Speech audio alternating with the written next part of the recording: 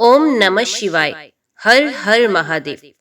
पृथ्वी ने पूछा, मुझे धारण करने वाले प्रियतम, कलयुग में आपका दर्शन किसको होगा तथा परम सुंदर विग्रह वाले भगवान श्रीनिवास का दर्शन भी किसे प्राप्त हो सकेगा, ये मुझे बताइए। भगवान वराह बोले, देवी सुनो, जो भविष्य में होने वाली बात है उसे भूतकाल की भांति बतला रहा हूं। इस पवित्र पर्वत पर एक वसु नामक निषाद था, जो श्यामाक वन सावा के जंगल की रक्षा किया करता था। भगवान पुरुषोत्तम के प्रति उसके मन में बड़ी ही भक्ति थी। वे सावा के चावलों का भात बनाकर उसमें मधु मिला देता और श्रीदेवी तथा भूदेवी सहित देवादिदेव भगवान विष्णु को निवेदन करके स्वयं प्रसाद पाता था। इस प्रकार भक्ति करने वाले उस निषाद की कल्याण में भार्या चित्रवती ने एक उत्तम पुत्र को जन्म दिया, जिसका नाम वीर था। वसु अपने पुत्र तथा पतिव्रता पत्नी के साथ आनंद पूर्वक रहता था। एक दिन वे अपने पुत्र को सावा की रक्षा करने का आदेश दे स्वयं पत्नी के साथ मधु की खोज में चला। मधु का छाता देखने की इच्छा से वे एक वन से दूसरे वन में शीघ्रता पूर्वक चला जा रहा था। इधर उसके पुत्र ने सावा के तैयार किए हुए भात को लेकर कुछ अग्नि में डाल दिया और कुछ पीसकर वृक्ष की जड़ में भगवान श्रीपति को भोग लगाया। फिर भगवान का प्रसाद खाकर वीर वहां मुक्त सुख से बैठा रहा। तदंतर वसु मधु लेकर आया और सावा के चावलों को खाया हुआ देख अपने पुत्र को फटकारने लगा। उसने बड़ी उतावली के साथ वीर को मार डालने के लिए तलवार लेकर हाथ को ऊपर उठाया। उस समय भगवान विष्णु उस वृक्ष पर ही विराजमान थे। उन्होंने वसु की तलवार हाथ से पकड़ ली। तब उसने वृक्ष की ओर देखा। भगवान विष्णु हाथ में शंख, चक्र और गदा लिए तथा आधा शरीर वृक्ष पर टिकाए खड़े थे। उन्हें देखते ही वसु ने तलवार को छोड़ दिया और भगवान के चरणों में प्रणाम करके कहा, देव देवेश्वर, आप ये क्या कर रहे हैं? श्री भगवान बोले, वसु, तुम मेरी बात सुनो। तुम्हारा पुत्र मुझ में भक्ति रखता है। ये तुमसे भी बड़ा मुझे प्यारा है, इसलिए मैंने इसे प्रत्यक्ष दर्शन दिया है। इसकी दृष्टि में मैं सर्वत्र हूँ, किंतु तुम्हारी दृष्टि में मैं केवल स्वामी पुष्करणी में तत्पर रहता हूँ। भगवान का ये वचन सुनकर वसु बड़ा प्रसन्न हुआ। एक समय चंद्रवंश में तोंडमान नाम से प्रसिद्ध एक राजा हुए हैं। वे बड़े वीर थे। उनके पिता का नाम सुवीर और माता का नाम नंदिनी था। 5 वर्ष की अवस्था में उनके हृदय में भगवान विष्णु की भक्ति प्रकट हो गई थी। वे बड़े बुद्धिमान और सुशीलता, शूरता तथा पराक्रम आदि गुणों के निधि थे। युवा होने पर उन्होंने पांडे नरेश की सुंदरी पुत्री पद्मा के साथ विवाह किया। तत्पश्चात भिन्न भिन्न देशों की सैकड़ों स्वयंवरा कन्याओं को भी वे ब्याह लाए और नारायणपुर में रहकर इस पृथ्वी पर देवराज इंद्र की भांति सुख भोगने लगे। एक दिन सिंह के समान पराक्रमी तोंडमान अपने पिता की आज्ञा लेकर वेंकटाचल के समीप शिकार खेलने के लिए गए। वहां अपने सेवकों के साथ पैदल घूमते हुए उन्होंने एक युद्धपति गजराज को देखा और उसे पकड़ने के लिए उसका पीछा किया। स्वर्णमुखरी नदी को पार करके वे परम उत्तम ब्रह्म ऋषि शुक के पास गए और उन्हें प्रणाम करके उनकी आज्ञा ले एक वन से दूसरे वन में चलते गए। एक जगह उन्होंने रेणुका देवी को देखा, जो वाल्मीकि बांबी के आकार में खड़ी थी। उनको प्रणाम करके वीर तोंडमान पश्चिम की ओर चले गए। आगे जाकर उन्हें एक पंचरंगा तोता दिखाई दिया। फिर उसे पकड़ने के लिए वे भी उसके पीछे पीछे दौड़ने लगे। तोता श्रीनिवास का नाम रटता हुआ शीघ्र ही पर्वत के शिखर पर जा पहुंचा। पीछा करते हुए राजा भी गिरिराज पर चढ़ गए और उस तोते को ढूंढते ढूंढते श्यामाक वन में जा पहुंचे। वहां तोते को ना देखकर उन्होंने उस वन की रक्षा करने वाले निषाद को देखा। उसने भी राजा को आते देख शीघ्रता पूर्वक आगे आकर उनकी अगवानी की और उन्हें प्रणाम करके विनीत भाव से ये दोनों हाथ जोड़कर खड़ा हो गया। तोंडमान ने भी उसका आदर करके उससे पूछा, वनीचर, इधर कोई पंचरंगा तोता आया है क्या? क्या तुमने उसे देखा है? वे श्रीनिवास श्रीनिवास की रट लगा रहा था, बताओ वे किधर गया है? वनीचर ने बोला, महाराज, वे 5 रंगों वाला शुक भगवान श्रीनिवास को बहुत प्रिय है। उसे श्रीदेवी और भूदेवी ने पाल पोस कर बड़ा किया है। वे सदा भगवान श्री हरि के ही पास रहता है और स्वामी पुष्करणी के तट पर भगवान के समीप ही विचरता रहता है। उस सुंदर शुक को कोई भी पकड़ नहीं सकता। राजकुमार, अब मैं भगवान की आराधना के लिए जाऊंगा। जब तक मैं लौटकर ना आऊं तब तक आप यहीं वृक्ष के नीचे विश्राम कीजिए। राजा बोले, वनेचर, मैं भी तुम्हारे साथ भगवान जनार्दन का दर्शन करने के लिए चलूंगा। तुम मुझे वेंकटाचल निवासी देवेश्वर का दर्शन कराओ। राजा की ये बात सुनकर निषाद ने मधु मिश्रित सावा का भात आम के पत्ते के दोने में रख लिया और राजा को भी साथ लेकर वे भगवान के समीप किया। वहां राजा सहित विधि पूर्वक स्नान करके निषाद राज ने स्वामी पुष्करणी के तट पर बिल वृक्ष के नीचे विराजमान भगवान विष्णु का राजा को दर्शन कराया। उनके श्री अंगों की कांति अलसी के फूल की भांति श्याम थी। कमल दल के समान श्याम, सुंदर और विशाल नेत्र थे। वे 4 भुजाओं से सुशोभित थे। उनके अंग अंग से उदारता प्रकट हो रही थी। मुखार विंद पर मंद मंद मुस्कान की छटा छा रही थी। उनके अंगों पर दिव्य पीतांबर शोभा पा रहा था। मस्तक पर किरीट और हाथों में कंकण आदि आभूषणों से उनकी शोभा और भी बढ़ गई थी। भगवान के दोनों पार्श्व में परम सुंदरी श्रीदेवी और भूदेवी विराज रही थी। शंख, चक्र, खड्ग, गदा, शारंग, धनुष और बाण आदि आयुध मूर्तिमान होकर सब ओर से भगवान की सेवा में उपस्थित थे। इस प्रकार उन पुरुषोत्तम का दर्शन करके उन दोनों ने आनंद मगन होकर उन्हें प्रणाम किया। निषाद ने भी मधु मिश्रित सावा का भात भगवान को निवेदन किया। फिर राजा के साथ श्यामाक वन में अपनी पवित्र पर्णकुटी पर वे लौट आया। राजा एक रात उसकी कुटी में ही रहे और सवेरे उठकर अपनी सेना के साथ पुण्य नगर की ओर लौट गए। फिर देवी के वन में जाकर वे घोड़े से उतरे और चैत्र शुक्ला नवमी को उन्होंने रेणुका देवी का पूजन किया। उनसे पूजित होकर देवी ने प्रसन्न होकर उन्हें वरदान दिया, राजन, तुम्हारा राज्य निष्कंटक होगा। राजधानी तुम्हारे ही नाम से प्रसिद्ध होगी। मेरे समीप तुम दीर्घकाल तक राज्य करोगे और तुम्हारे ऊपर देवाधिदेव भगवान विष्णु का कृपा प्रसाद सदा बना रहेगा। इस प्रकार वरदान पाकर राजा पुण्य शुक मुनि के आश्रम पर गए और उन्हें प्रणाम करके उनके द्वारा सम्मानित हो हर्ष को प्राप्त हुए। फिर उन्होंने मुनि से कहा, महर्षि, आप कमल सरोवर का महात्म्य बताइए। श्री शुक मुनि ने कहा, राजन, ये कमल सरोवर नामक तड़ाग सब पापों का नाश करने वाला है। कीर्तन, स्मरण और स्नान करने से ये मनुष्यों को इस पृथ्वी पर लक्ष्मी प्रदान करने वाला होता है। तुम भी इसमें स्नान करके अपने पिता के समीप जाओ। शुक मुनि का ये वचन सुनकर राजकुमार ने कमल सरोवर में स्नान किया और मुनि को प्रणाम करके घोड़े पर सवार हो अपने नगर को प्रस्थान किया। पिता ने तोंडमान को 3 वर्ष के लिए युवराज बनाकर देख लिया कि मेरे पुत्र में प्रजा को प्रसन्न रखने की योग्यता, सामर्थ्यता, पराक्रम, शौर्य, सुशीलता और ब्राह्मण भक्ति है। तब उन्होंने मंत्रियों से सलाह करके विधि पूर्वक पुत्र का राज्याभिषेक किया और उन्हें अपने पद पर स्थापित करके उनकी अनुमति ले राजा सुवीर वन में चले गए। तोंडमान ने वे विशाल साम्राज्य पाकर धर्म पूर्वक राज्य किया। भगवान वराह कहते हैं, एक दिन निषाद राज वसु तोंडमान के द्वार पर आया। द्वारपालों से उसके आगमन की सूचना पाकर महाराज ने उसे दरबार में बुलाया और मंत्रियों के साथ पुत्र और परिवार सहित उसका स्वागत सत्कार किया। तत्पश्चात प्रसन्न होकर उन्होंने वसु से पूछा, वनेचर, किस कार्य से तुम्हारा यहाँ आगमन हुआ है? वसु ने कहा, राजन, मैंने वन में एक बड़े आश्चर्य की बात देखी है, उसे सुनिए। रात में कोई श्वेत रंग का वराह आकर मेरा सावा चरने लगा। तब मैंने हाथ में धनुष लेकर उसका पीछा किया।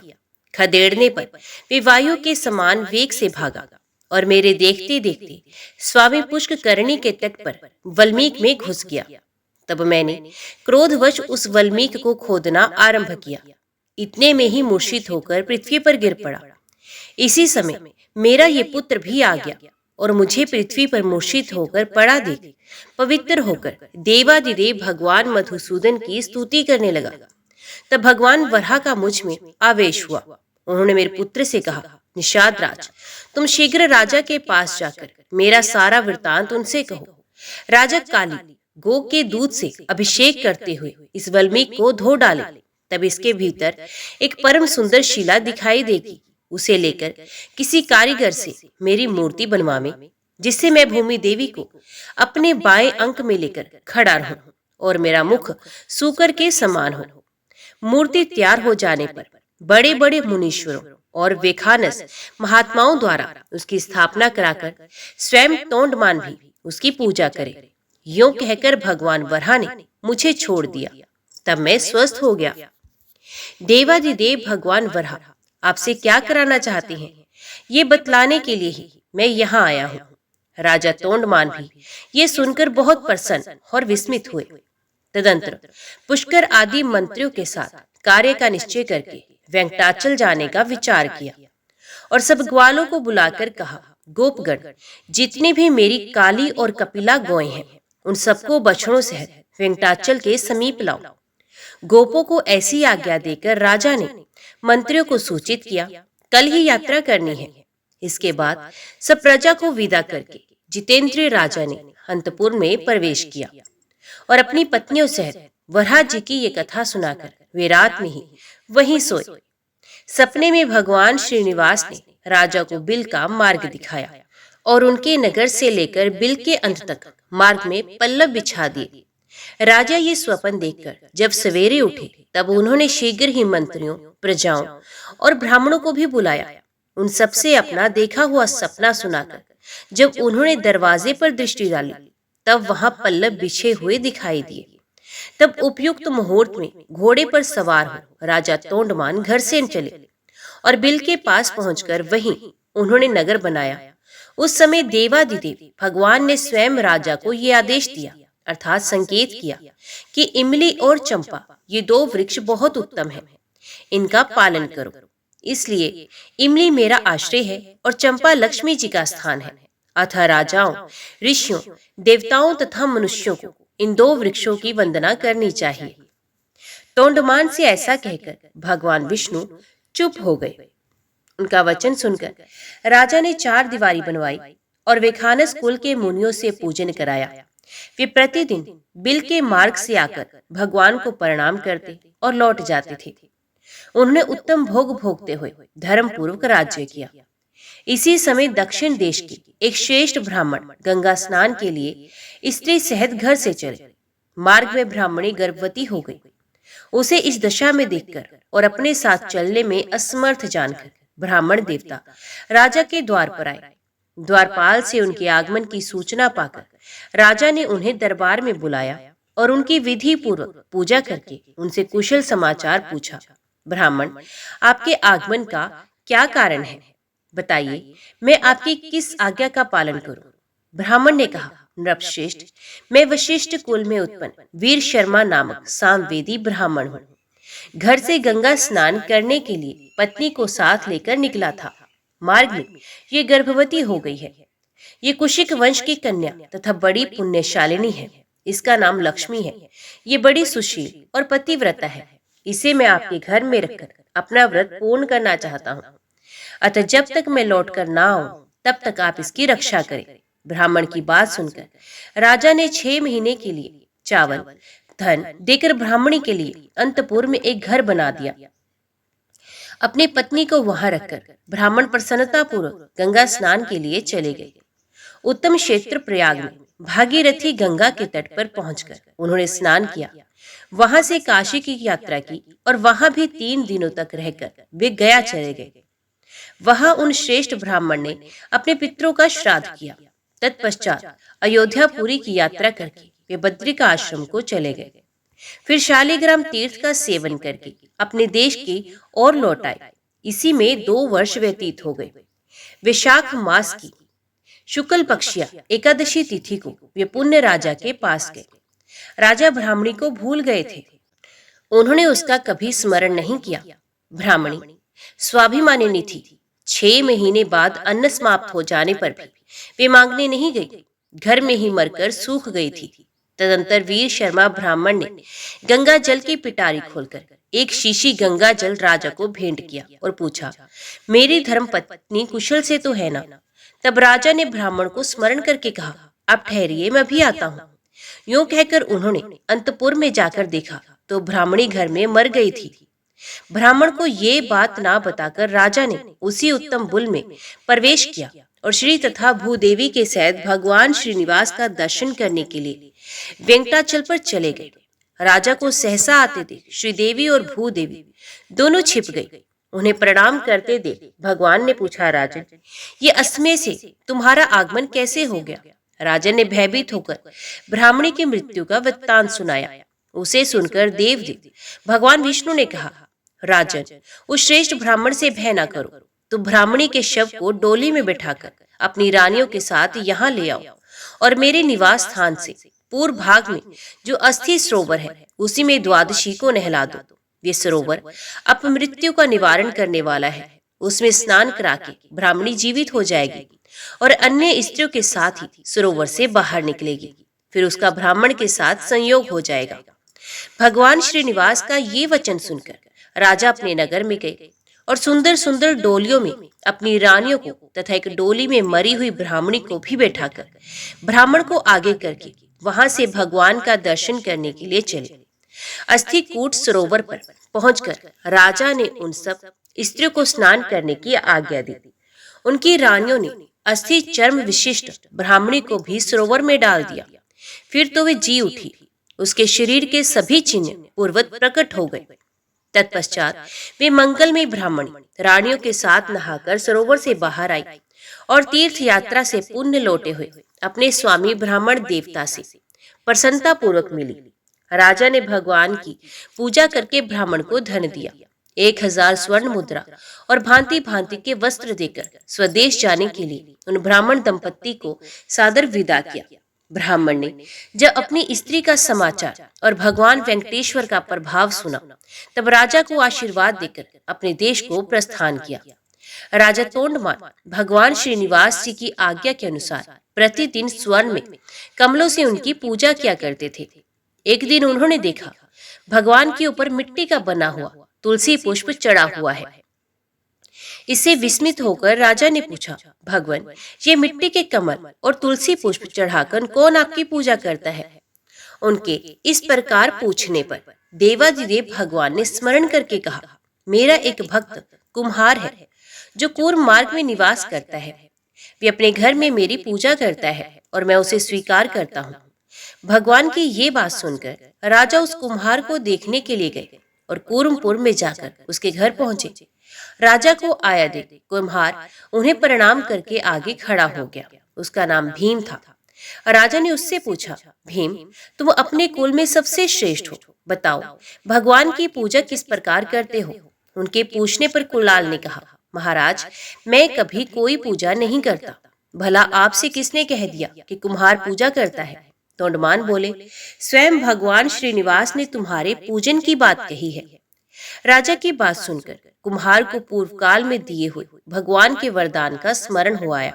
उसने कहा, महाराज, पहले भगवान वेंकटेश्वर ने मुझे ये वरदान दिया है कि जब तुम्हारी की हुई पूजा प्रकाशित हो जाएगी, जब राजा तोंडमान तुम्हारे द्वार पर आ जाएंगे और उनके साथ तुम्हारा संवाद होगा, तब तुम्हें मोक्ष प्राप्त हो जाएगा।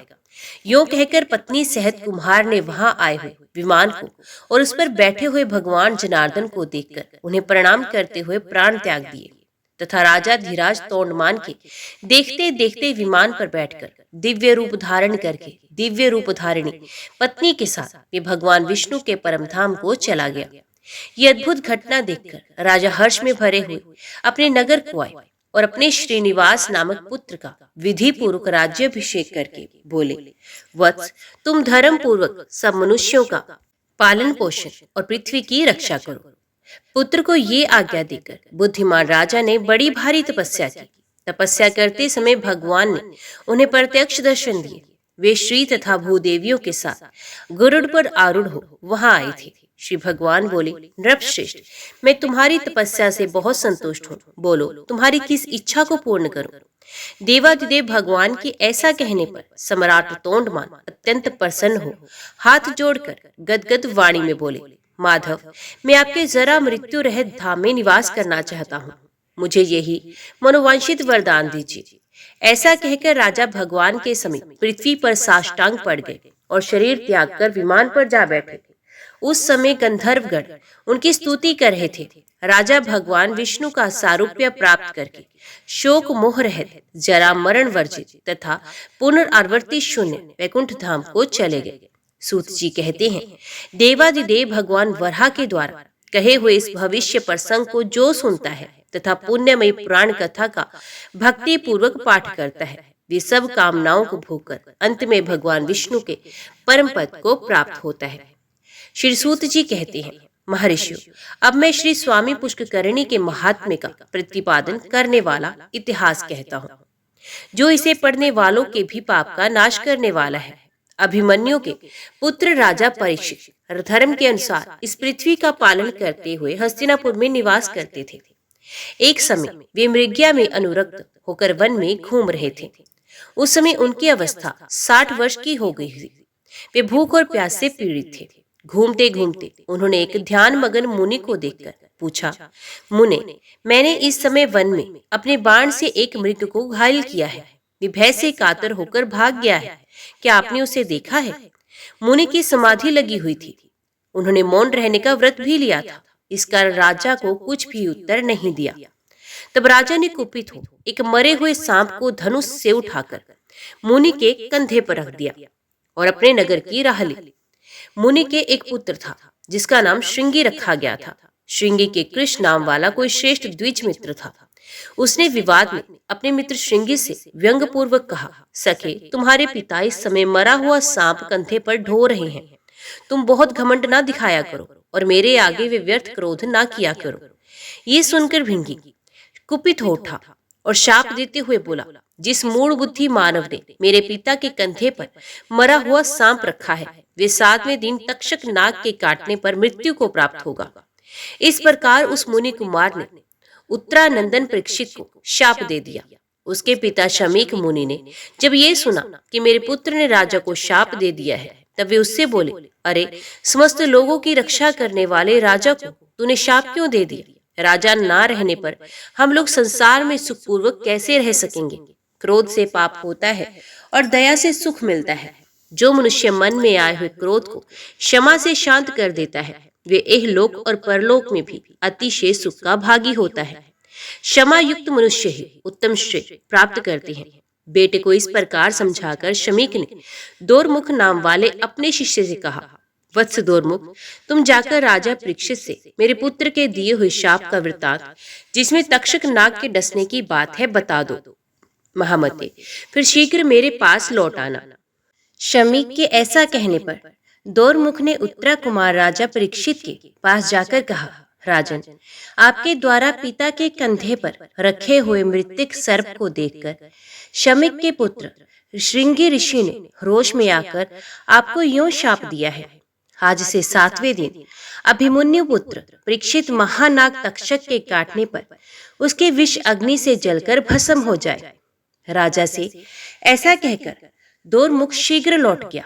उसके जाने पर राजा ने गंगा के बीच धारा में एक ही खंबे का एक बहुत ऊंचा और विस्तृत मंडप बनवाया और भगवान विष्णु के प्रति भक्ति भाव बढ़ाते हुए अनेक देव ऋषि, ब्रह्म ऋषि तथा राज ऋषियों के साथ वे ऊंचे मंडप में रहने लगे। उसी अवसर पर मंत्र जानने वालों में श्रेष्ठ काश्यप नाम वाला ब्राह्मण तक्षक के महान विष से राजा की प्राण रक्षा करने के लिए 7वें दिन वहां जा रहा था। दरिद्र होने के कारण वे राजा से धन पाने की इच्छा रखता था। इसी बीच में तक्षक नाग भी ब्राह्मण का रूप धारण करके आ गया। मार्ग में काश्यप को देखकर उसने पूछा, ब्राह्मण महामुनि, तुम कहाँ जाते हो, मुझे बताओ। काश्यप ने उत्तर दिया, आज महाराज परीक्षित को तक्षक नाग अपनी विष अग्नि से जलाएगा। उसकी विष अग्नि को शांत करने के लिए मैं महाराज के समीप जाता हूँ। तक्षक बोला, विप्रवर, मैं ही तक्षक हूँ। मैं जिसे काट लूं उसकी चिकित्सा 100 वर्षों में भी 10,000 महामंत्रों से भी नहीं हो सकती। यदि तुम में मेरे काटे हुए को भी अपनी चिकित्सा द्वारा जिला देने की शक्ति हो तो बहुत ऊंचे इस वृक्ष को मैं डसता हूँ, तुम जिला दो। यूं कहने पर तक्षक ने उस वृक्ष को काट लिया। उसके डसते ही वे अत्यंत ऊंचा वृक्ष जलकर भस्म हो गया। उस वृक्ष पर पहले से ही कोई मनुष्य चढ़ा हुआ था। वे भी तक्षक की विष की ज्वालाओं से दग्ध हो गया। तब मंत्रों में से श्रेष्ठ काश्यप ने अपनी मंत्र शक्ति से उस जले हुए वृक्ष को भी जिला दिया। उसके साथ ही वे मनुष्य भी जी उठा। ये देख तक्षक ने मंत्र कुशल काश्यप से कहा, ब्राह्मण, राजा तुम्हें जितना धन दे सकता है उसे दूना मैं देता हूँ। इसे लेकर शीघ्र लौट जाओ। यों कहकर तक्षक ने उससे बहुमूल्य रत्न देकर लौटा दिया। तत्पश्चात तक्षक ने सब सर्पों को बुलाकर कहा, तुम सब लोग मुनियों के वेश धारण करके राजा के पास जाओ और उन्हें भेंट में फल समर्पित करो। बहुत अच्छा कहकर सभी राजा को फल देने लगे। उस समय तक्षक भी किसी बेर के फल में कृमि का रूप धारण करके राजा को डसने के लिए बैठ गया। ब्राह्मण रूपी सर्पों के दिए हुए सभी फल राजा परीक्षित ने बूढ़े मंत्रियों को देकर कौतूहलवश एक मोटे फल को हाथ में ले लिया। इसी समय सूर्य भी अस्ताचल पर पहुंच गए। उस फल में सब लोगों ने तथा राजा ने भी एक लाल रंग का कीट देखा। वही तक्षक था। उसने शीघ्र ही फल से निकलकर राजा के शरीर को लपेट लिया। ये देख आसपास बैठे हुए सब लोग भय से भाग गए। ब्राह्मणों, तक्षक की अत्यंत प्रबल विषअग्नि से राजा परीक्षित मंडप सहित तत्काल जलकर भस्म हो गए। पुरोहित और मंत्रों ने उनका औद्धर्य दैहिक संस्कार करके प्रजा की रक्षा के लिए उनके पुत्र जनमेजय को राजा के पद पर अभिषिक्त किया। तक्षक से राजा की रक्षा करने के लिए जो काश्यप नामक ब्राह्मण आया था उसकी सब लोग निंदा करने लगे। अंत में वे शाकल्य मुनि की शरण में गया और उन्हें प्रणाम करके बोला, भगवान, आप सब धर्मों के ज्ञाता और भगवान विष्णु के प्रिय भक्त हैं। ये मुनि, ब्राह्मण, सुहृद तथा अन्य लोग जो मेरी निंदा करते हैं, इसका क्या कारण है कि मैं नहीं जानता। यदि आप जानते हो तो बताइए।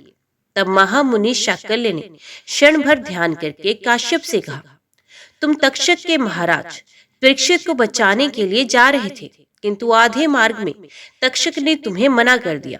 जो मनुष्य विष, रोग आदि की चिकित्सा करने में समर्थ होकर भी काम, क्रोध, भय, लोभ, मत्सर्य अथवा मोह से विष एवं रोग से पीड़ित मनुष्य की रक्षा नहीं करता, वे ब्रह्म हत्यारा, शराबी, चोर, गुरपत्नीगामी तथा इन सब के संसर्ग दोष से जो दूषित है, उसके उद्धार का कोई उपाय नहीं है।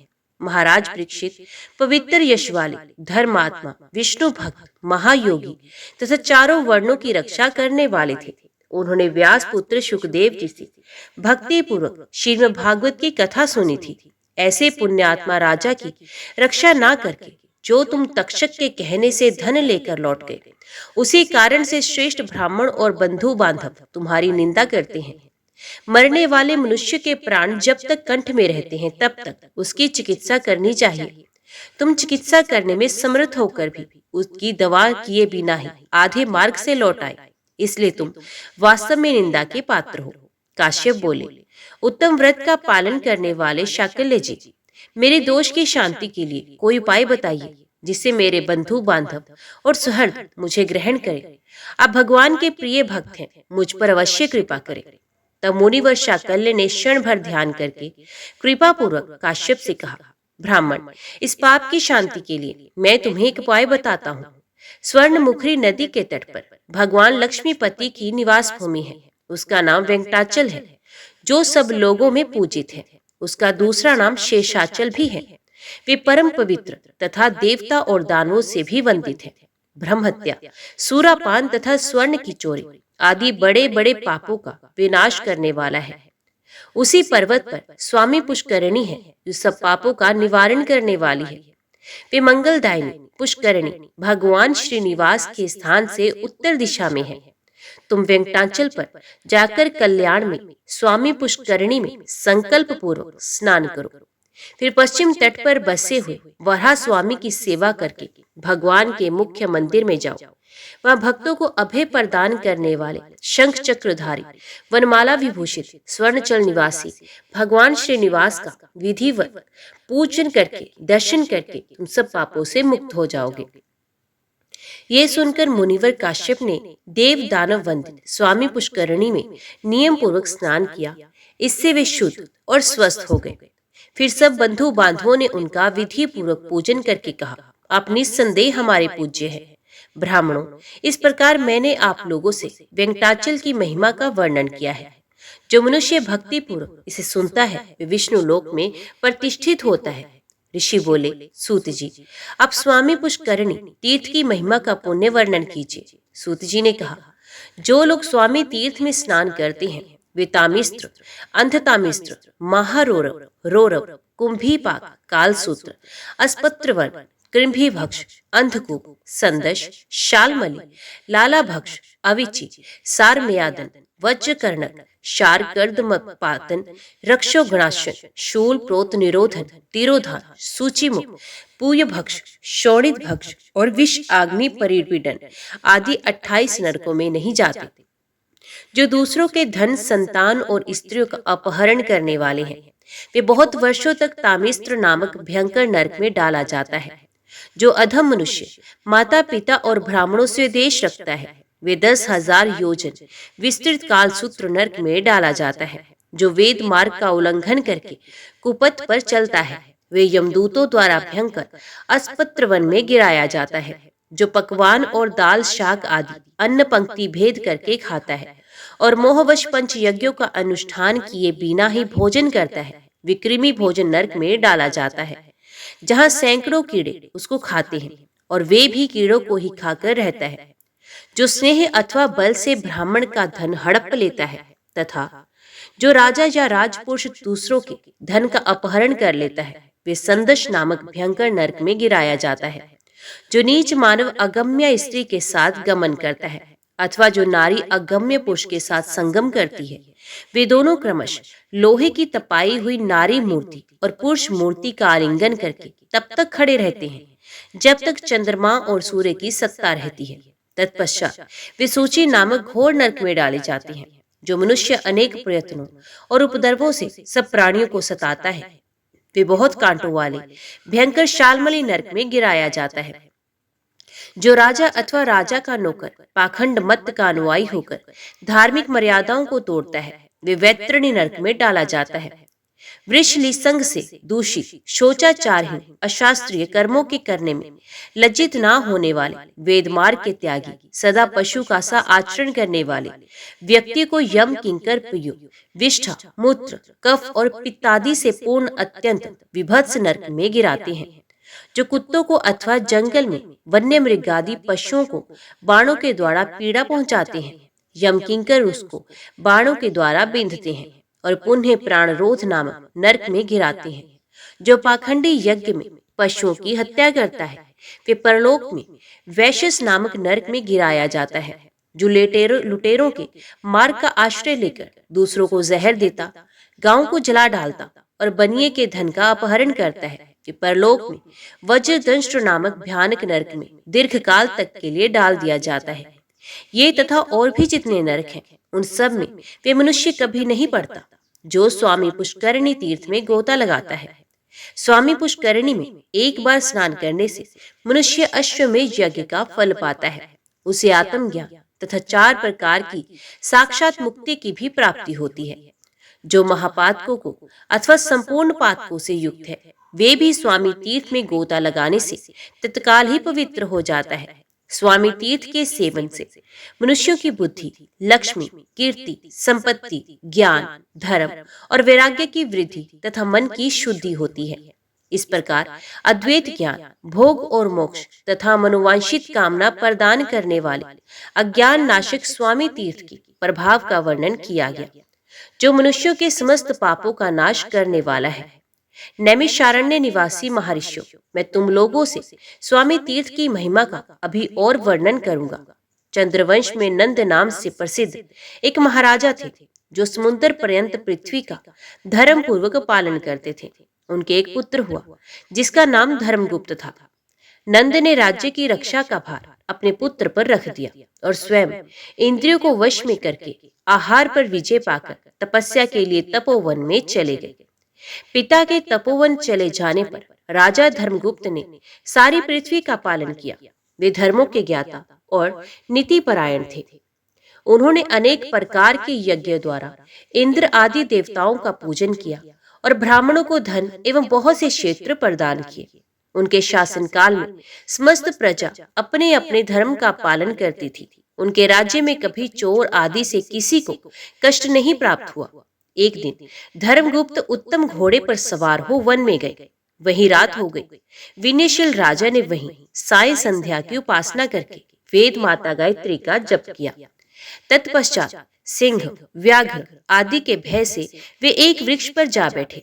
उस वृक्ष के पास एक रीछ आया जो सिंह के भय से पीड़ित था। वन में विचरने वाला एक सिंह उस रीछ का पीछा कर रहा था। रीछ वृक्ष पर चढ़ गया। वहां उसने महान वन पराक्रम से संपन्न राजा धर्मगुप्त को बैठे देखा। उन्हें देखकर रीछ बोला, महाराज भय न करो, हम दोनों रात भर यहीं रहेंगे क्योंकि वृक्ष के नीचे बड़ा भयंकर सिंह आया हुआ है। महामते, तुम आधी रात तक निर्भय होकर नींद लो, मैं सजग होकर तुम्हारी रक्षा करता रहूंगा। उसके बाद जब मैं सो जाऊं तब शेष आधी रात तक तुम मेरी रक्षा करना। रीछ की ये बात सुनकर धर्मगुप्त सो गए। उस समय सिंह ने रीछ से कहा, ये राजा तो सो गया, अब तुम इसे मेरे लिए नीचे गिरा दो। तब धर्मज्ञ रीछ ने सिंह को उत्तर दिया, वनचारी मृगराज, तुम धर्म को नहीं जानते। अहो, विश्वासघात करने वाले प्राणियों को संसार में बड़ा कष्ट भोगना पड़ता है। मित्रद्रोहियों का पाप 10,000 यज्ञों के अनुष्ठान से भी नष्ट हो नहीं होता। ब्रह्मत्या आदि पापों का तो किसी प्रकार निवारण हो सकता है, परंतु विश्वासघातियों का पाप कोटि जन्मों में भी नष्ट नहीं हो सकता। सिंह, मैं मेरु पर्वत को इस पृथ्वी का बड़ा भारी भार नहीं मानता। संसार में जो विश्वासघाती हैं, उसी को मैं भूतल का महान भार समझता हूँ। रीछ के ऐसा कहने पर सिंह चुप हो गया। तत्पश्चात धर्मगुप्त जागे और रीछ वृक्ष पर सो गया। तब सिंह ने राजा से कहा, इस रीछ को नीचे छोड़ दो। तब राजा ने अपने अंक में सर रखकर सोए हुए रीछ को पृथ्वी पर ढकेल दिया। राजा के गिराने पर रीछ वृक्ष की डाली पकड़ता लटक गया। वे पुण्यवश वृक्ष से नीचे नहीं गिरा। अब वे राजा के पास आकर क्रोधपूर्वक बोला, राजन, मैं इच्छानुसार रूप धारण करने वाला ध्यान काष्ट नामक मुनि हूँ। मेरा जन्म भृगुवंश में हुआ है। मैंने स्वेच्छा से रीछ का रूप धारण किया है। मैंने तुम्हारा कोई अपराध नहीं किया था, फिर सोते समय तुमने मुझे क्यों ढकेला? जाओ, मेरे शाप से बहुत शीघ्र पागल होकर पृथ्वी पर विचरो। राजा को इस प्रकार शाप देकर मुनि ने सिंह से कहा, तुम सिंह नहीं महायक्ष हो। पहले कुबेर के मंत्री थे। एक दिन अपनी स्त्री के साथ हिमालय के शिखर पर आकर अनजाने में गौतम मुनि के समीप ही तुम विहार करने लगे। देव की प्रेरणा से महर्षि गौतम समिधा लाने के लिए कुटी से बाहर निकले। उन्होंने तुम्हें नंगा देख इस प्रकार शाप दिया, अरे तू मेरे आश्रम में आकर नंगा खड़ा है, अतः अभी तू सिंह हो जाएगा।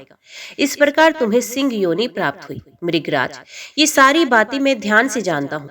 ध्यान काष्ट मुनि के ऐसा कहने पर उसने सिंह का रूप त्याग दिया और कुबेर सचिव के रूप में दिव्य यक्ष का शरीर धारण कर लिया। उसके बाद उसने हाथ जोड़कर कहा, महामुने, आज मुझे अपने समस्त पूर्व वृत्तांत का ज्ञान हो गया। गौतम जी ने शाप देते समय उसके उद्धार का समय भी इस प्रकार बताया था। जब ऋष रूपधारी ध्यान काष्ट के साथ तुम्हारा वार्तालाप होगा, तब तुम सिंह देह त्याग कर यक्ष रूप धारण करोगे। यूं कहकर वे यक्षराज मुनिवर ध्यान काष्ट को प्रणाम करके उत्तम विमान पर बैठा और अलकापुरी को चला गया। नृपश्रेष्ठ धर्मगुप्त को पागल के रूप में देखकर मंत्री लोग उन्हें नर्मदा के तट पर उनके पिता नंद के पास ले गए और ये बताया कि आपके पुत्र की बुद्धि विकृत हो गई है। पुत्र का वृत्तांत जानकर राजा नंद उसे साथ ले सहसा जैमिनी मुनि के समीप गए और उनसे इस प्रकार बोले, भगवान, मेरा पुत्र इस समय उन्मादग्रस्त हो गया है। महामुनि, इस रोग के निवारण का कोई उपाय बताएं। उनके ऐसा पूछने पर मुनिवर जैमिनी ने दीर्घ काल तक ध्यान करके कहा, राजन, तुम्हारा पुत्र ध्यान काष्ठ मुनि के शाप से उन्मत्त हुआ है। इस शाप से छुटकारा पाने के लिए मैं तुम्हें उपाय बताता हूँ। स्वर्णमुखी नदी के तट पर एक वेंकट नाम से प्रसिद्ध पर्वत है, जो सब पापों को हरने वाला तथा परम पवित्र है। उसके शिखर पर स्वामी पुष्करणी नामक एक बड़ा भारी तीर्थ है। महामते, वहीं ले जाकर अपने पुत्र को उसमें नहलाओ। ऐसा करने से इसका उन्माद तत्काल नष्ट हो जाएगा। ये सुनकर राजा नंद ने मुनि श्रेष्ठ जैमिनी को प्रणाम किया और पुत्र को लेकर वे स्वामी पुष्करणी तीर्थ को गए। वहां नियम पूर्वक पुत्र को नहलाया। स्नान करते ही उसी क्षण उसका उन्माद नष्ट हो गया। राजा नंद ने स्वयं भी स्वामी पुष्करणी के जल में स्नान किया, फिर पुत्र के साथ एक दिन उस तीर्थ में निवास किया और वेंकटगिरी के स्वामी दयानिधान भगवान श्रीनिवास की सेवा करके पुण्य तपस्या के लिए वन को प्रस्थान किया। पिता के चले जाने पर राजा धर्मगुप्त ने भगवान वेंकटेश्वर में भक्ति रखते हुए ब्राह्मणों को बहुत धन धान्य और क्षेत्र प्रदान किए। तत्पश्चात मंत्रियों के साथ वे अपनी नगरी को चले गए। ब्राह्मणों, इस प्रकार तुमसे मैंने राजा धर्मगुप्त की कल्याणमयी कथा सुनाई। इसके श्रवण मात्र से ब्रह्म हत्या का नाश हो जाता है। ओम नमः शिवाय। हर हर महादेव। आज के वीडियो में इतना ही। उम्मीद करती हूँ वीडियो आपको पसंद आई होगी। वीडियो पसंद आई हो तो वीडियो को लाइक और चैनल को सब्सक्राइब जरूर कीजिएगा। ओम नमः शिवाय लिखकर कमेंट बॉक्स में अपनी हाजिरी और अपने सुझाव देना ना भूलिएगा। तो मिलते हैं अगली कथा अगले अध्याय के साथ। तब तक के लिए देखते व सुनते रहिए। जय मां कंजक, जय माता दी।